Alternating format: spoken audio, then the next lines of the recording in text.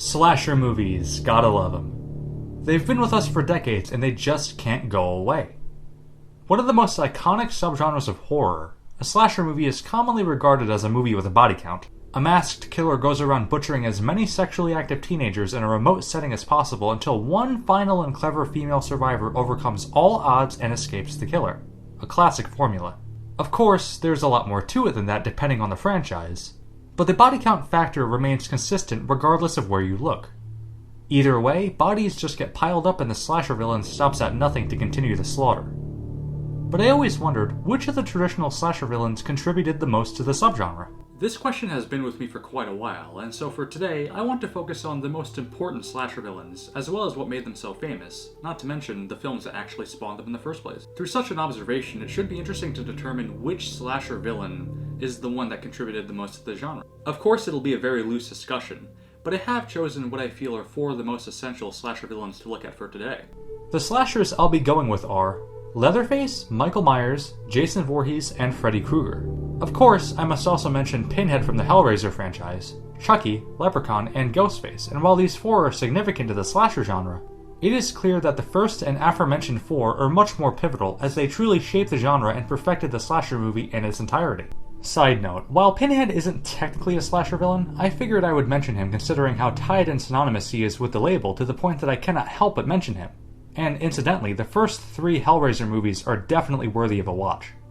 You know, just saying the names of all those slasher villains in that continuous order is quite overwhelming in itself. These are all such major horror movie icons, and even that is an understatement. But bear in mind, I love absolutely all of them. So when I rank them, the last thing that I would want to do would be bashing one slasher villain in favor of the other one. They're all great and fantastic, and just take it as my own opinion and perhaps discuss your own opinions in the comments. But first, here are two disclaimers.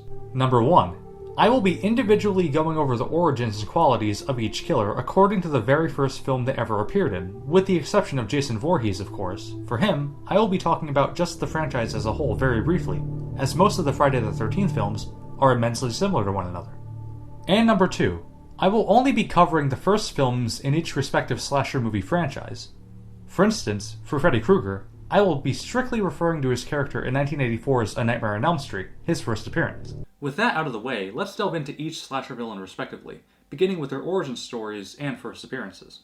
For Leatherface, the first of the evil four as I like to say, his first appearance was in Tobe Hooper's seminal grindhouse horror masterpiece, The Texas Chainsaw Massacre, from 1974.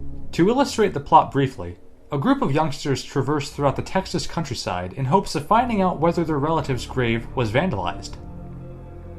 Soon, they find themselves in the grips of a family of cannibals spearheaded by the stalking Leatherface, residing just next door to an abandoned and forsaken old farmhouse belonging to the dead relative. Leatherface is introduced as an apron and human skin mask wearing figure that defends his family's farmhouse at all costs, slowly chipping away at the group of friends one by one, seemingly out of the defense of his family. Such behavior remains the centerpiece of his character throughout the gritty and grainy film, as Leatherface himself is actually far from a bad guy, at least willingly.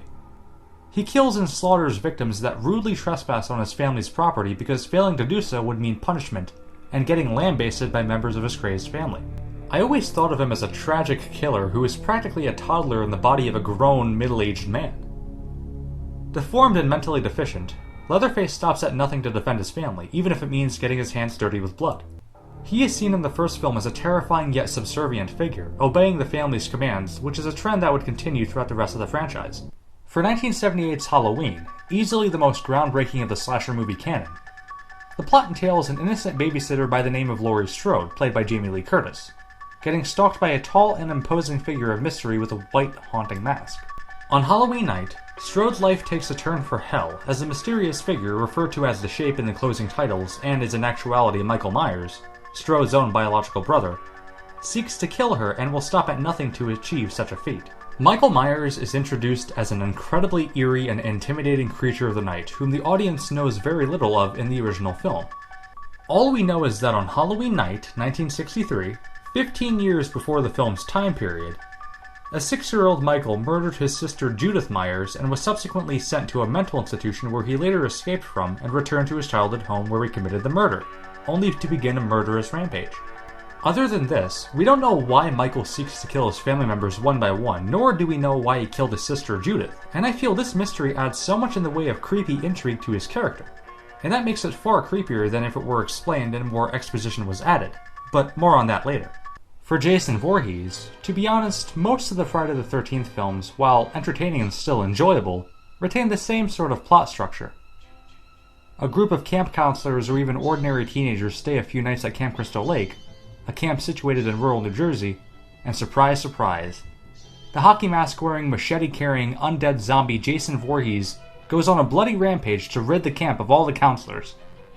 Possibly the strongest of all the slashers, Jason stops at nothing to defend his sacred ground against whom he views as petty invaders.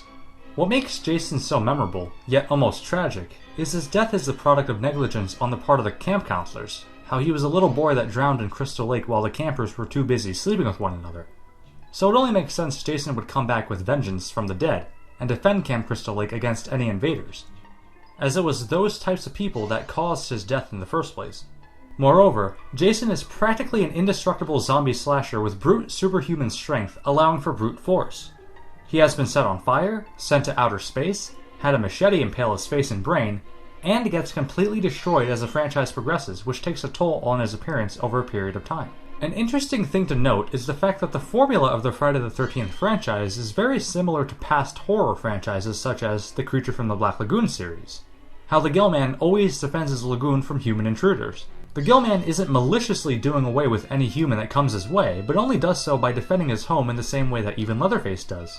But it does make sense. If you were to encounter a group of strangers in your house, for instance, you would most certainly take certain courses of action to defend yourself. But anyways, on to Freddy. 1984's A Nightmare on Elm Street is an especially unique entry in the library of slasher films, as it is one of the most imaginative. A teenage girl named Tina unknowingly finds herself in a disturbing nightmare in which she is stalked by a mysterious man in a striped sweater, a hat, and gloves, only to subsequently awake and discover slash marks on her nightgown. Petrified, she informs her best friend Nancy, portrayed by Heather Langenkamp, of the ordeal, and soon Nancy's group of friends are struck by terror after Tina is killed in a grisly fashion. Though Tina's boyfriend is labeled as the prime suspect, Nancy realizes that the culprit behind the killing, as well as the murders of all those around Nancy that soon take place, are committed by Freddy Krueger, a vengeful spirit of a child murderer and sex offender who, upon getting released upon technicality from prison, was killed in a house fire caused by the frustrated and angry parents of Elm Street, the parents of the children Krueger had murdered and preyed on. Now that Freddy Krueger is out to take revenge on the children of Elm Street, Nancy and her boyfriend Glenn, played by a young Johnny Depp in his first major role, devise a plan to inhibit and ultimately defeat Freddy. But after Glenn dies in an especially gruesome manner, it is up to Nancy to set traps and fend for herself against the demonic wrath of Freddy Krueger. Krueger is exactly as described, a vengeful glove-wearing spirit that can only kill you in your dreams, or at least that is what he does in most of the franchise. However, a person can escape Freddy by simply waking up, but regardless of how much you awake from your slumber, he still comes back to gut you with his glove. Simply put, Freddy wants revenge, and his prerogative is the killing of the children belonging to the parents that had killed him. While an origin story of Freddy is provided in future films, in the original film, Freddy is a mysterious and creepy entity that is clearly infuriated, and especially in the scene in which his arms outstretch as a means to frighten Tina, which is an effective special effect. Another point to note in relation to Freddy is his powers fluctuate depending on where he is. If he is somehow pulled away from the dream world and into the real world, his powers of invincibility inherent in the dream world completely dissipate, enabling him to be vulnerable and much easier to defeat in the real world as a result. Now that all four of these slashers are justly established, let's rank them according to how influential they are. Some people may possess the opinion that it is Leatherface that would be the most influential, which, at least on face value, would make sense. The original Texas Chainsaw Massacre was released 4 years before the original Halloween, and it did help in cementing the slasher genre into a crystallized genre.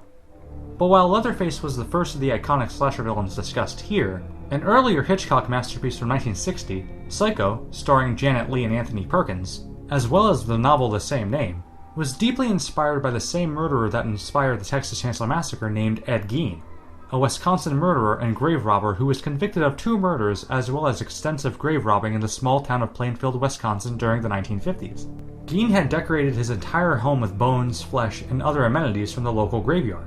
The Gein case also served as the direct inspiration for many other films, and most notably The Silence of the Lambs. so you can have an Ed Gein trilogy marathon of sorts with all 3 of such films. Still, while Leatherface's influence is great and cannot be overstated, future slasher films were more in line with the structure established by the original Halloween.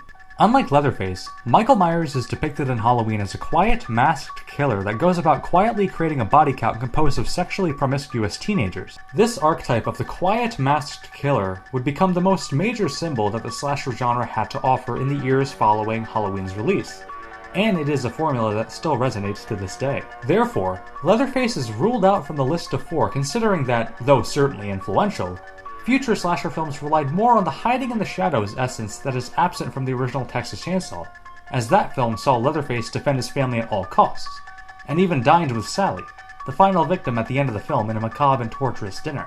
Yet, Michael would be more inclined to indiscriminately butcher his victims rather than be subservient to a family of cannibals.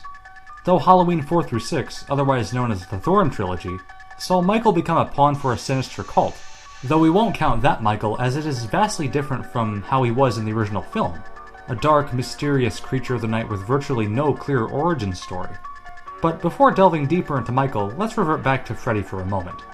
To return to Freddy, some could argue that he is easily the most influential, as unlike Leatherface, Michael Myers, and Jason, Freddy can actually talk, which greatly enables him to have a personality, making him an incredibly likable slasher. Come to Freddy.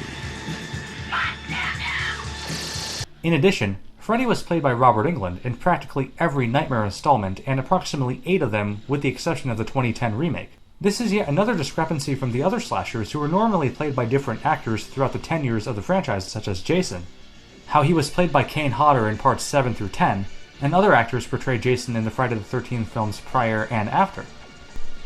Englund's consistency with playing Freddy is akin to that of Lon Chaney Jr.'s portrayal as the Wolfman in the Universal Monster films, how Chaney would portray the Wolfman exactly 5 times from 1941 to 1948.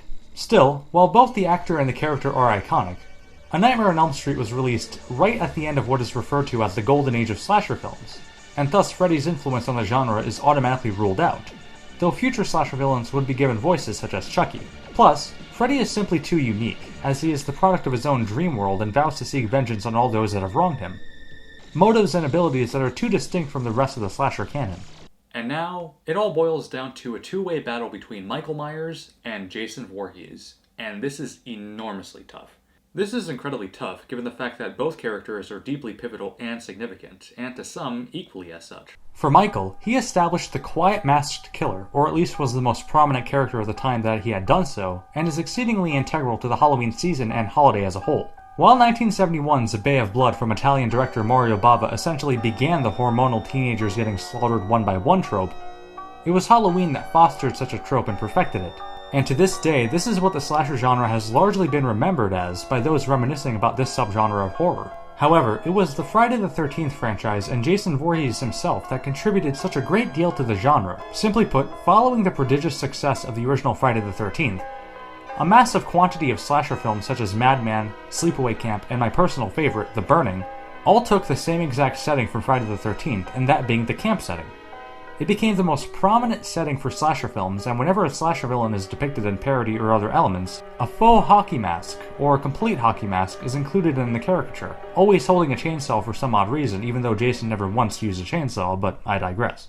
To be quite honest, the Friday the 13th series built off of the innovations and formulas that were established by the original Halloween, and arguably perfected it. In fact, Friday the 13th perfected the formula of the slasher villain so well to the point that it seemed as though every single slasher movie released after the original Friday the 13th seemed like rip-offs. But to boil it down to the most influential slasher villain, I would have to go with Jason Voorhees, but only by a hair. It just makes sense. Jason is easily the most recognizable slasher villain of all time, closely followed by these 3.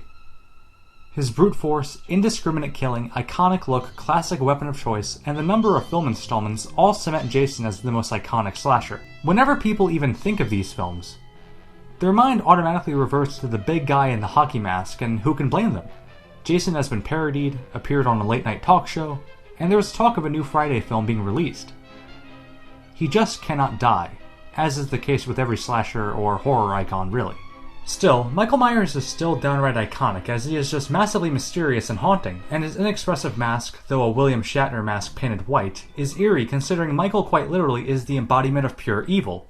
making him arguably the most creepy and terrifying of the slashers, and Large Kitchen Knife set a standard that Jason was still born out of.